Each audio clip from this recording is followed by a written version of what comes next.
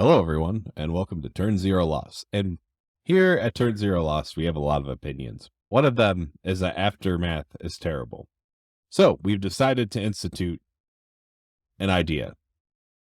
It's similar to 1984's 2 Minutes of Hate. Instead, Aftermath deserves 10 minutes of hate. So I will be starting a timer momentarily, and we will vent for the next 10 minutes about how we feel about March of the Machines Aftermath.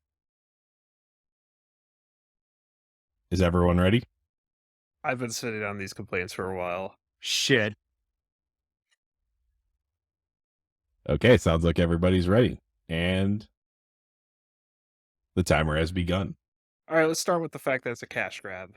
So blatant hungry cash grab. You have all these opportunities for stories that can be their own sets, and it's like, no, money, milk that cow. You could totally expand on everything that's happened so far. And This could have been the third set. This could have been a third. There should have been the third set. Yeah, finish the war in this set. Like, come on, guys. Like, what is going on? Why could it just? Ugh. The biggest thing too is just like it feels exactly like what they did with the Midnight Hunt and Crimson Vow set, like the combined double feature, except they have new cards in this one.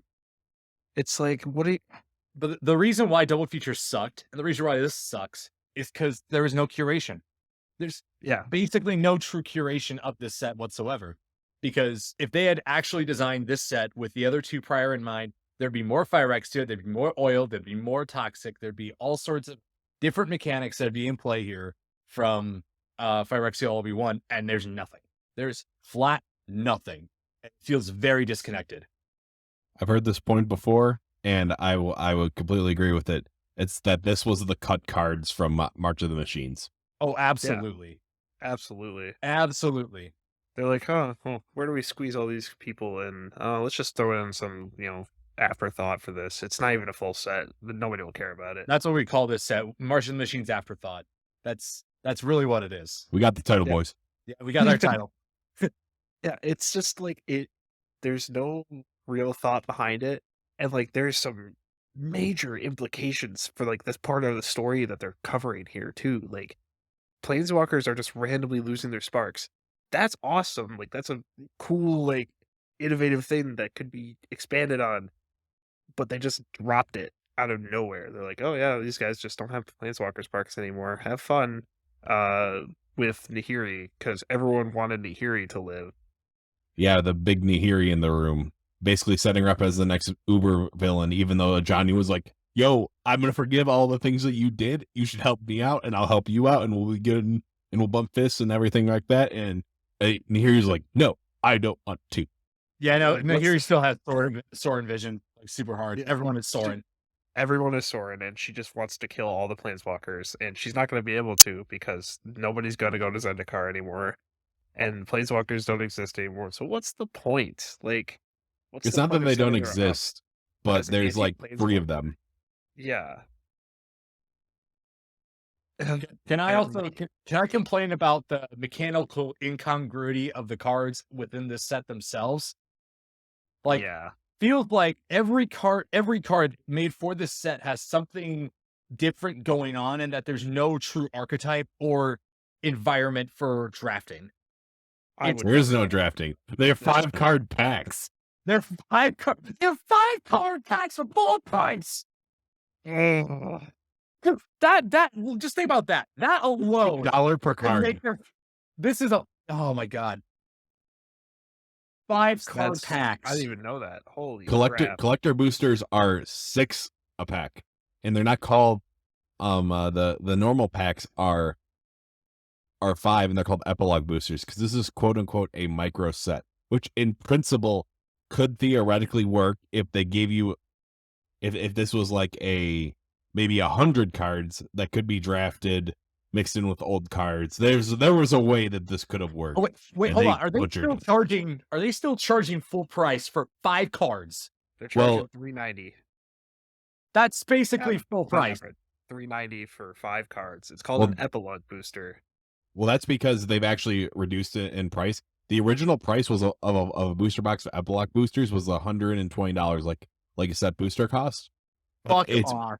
But because they actually because the backlash was so hard, it's fallen just by the market to $60. That's Oh still too yeah, much. Fuck looking off. at the price history on TCG Player before it dropped, average pack price was $9, and now it's dropped down to where it's at now. When it first released, it was just at 7 or 5 to 6 range. Yeah, that's They awful. For 5 5 cards, that's cards, still too much. you get 1 to 3 rares, 2 to 4 commons. So in that 5, so it's like you could get as little as 1 rare and 4 uncommons, or you could get 3 rares and 2 uncommons, and then the quality of the cards is all over the place. Like, there's some really good ones that I don't really like. I wish there were in, like, an actual set where you can expand on the mechanics, like you were saying, David. Like, it's there's so much that is there for potential, and it's just like they dropped the ball on this so hard. Like, the only card that I really want from this whole thing is the new Ob Nixilis, and that's it. I think the biggest offender is that they sold 5-card packs where you can get duplicate commons. That's a huge collation problem they have. I'm This broke. keeps they keep happening. This keeps happening. This happened with Double Feature 2, where you got the same cards over and over again. I cannot believe they just made this mistake again. Quality control at Wizards of the Coast is absolutely abysmal right now. Like, I don't What understand quality how they're control? Yeah, there is no quality control. They're just letting things happen. Like, they're just, here, throw these cards into a pack and then send it out. Who cares about if it's all the same card, or if it's, there's 2 of the same card inside the pack, or if the cards are bending at such a radius that you could set them up and stand them upright. But the Halo foils are cool. That's the dumbest thing. I hate that selling point. I'm like, you guys are copying Pokemon. Come on. Yeah, it's It's so blatant. this is just a failed opportunity, and for this to be like the wrap up of the story, it just feels like kind of like they had so much, and then March of the Machines happened, and then we're like, oh well, everything's already wrapped up. What's the point of this aftermath? Like, there's still questions that are unanswered. We don't know where Jason Frasca are. What the fuck happened to them? What happened to Nahiri? I just don't have any questions. We know that they answered that question. Nahiri's fucking still alive, and she just basically survived because of the power of bullshit. She just tore off the metal She notes. survived because shut up. Well, it's like the Yeah, power of friendship, but she didn't have any friends. Yeah, and like, it's just terrible. It's just terrible that they would do this, and it it speaks a lot to like the modern Magic players here, how we just feel so jaded against all of these products and things that just keep coming out. Where like every time we see something new, we're like, well, Magic's ruined. it's another thing that's like, well, here we go. It's bad. Magic's even worse now. It's just gonna keep churning out this way too. I must come to the conclusion that this game simply is not for me anymore. With the way that they are marketing the set, with the way they've promoted it, with the way they've designed it, or not designed it in their case, and the way they've decided to make money off of it, I must conclude that this game has sufficiently left the realm of quality beyond what it could be. And I feel really kind of gross saying that, because I think Wizards has mostly done a good job this year. But this was particularly heinous amongst all the things they've done. This one, I think, hurt me the second worst. That the first worst being their continued treatment of Magic Arena. I thought you were going to say the Pinkertons, but Okay, no, they're gonna hunt me down for saying this, but yeah, Yeah, awful, terrible. I'm not gonna step away from like the game. I'm not gonna buy anything new though. Like, I think I'm gonna keep using what I have, and then new products are gonna come and go. And if I feel like there's a card or two that's from a new product that's like, oh, this is okay, I will buy it from a local game store where Yes, do that.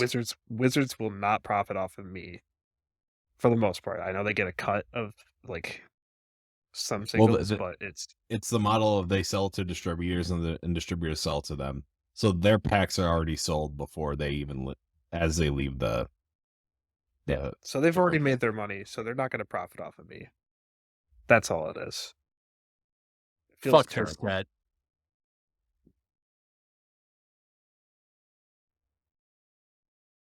What a lovely 10 minutes this has been. That was cathartic.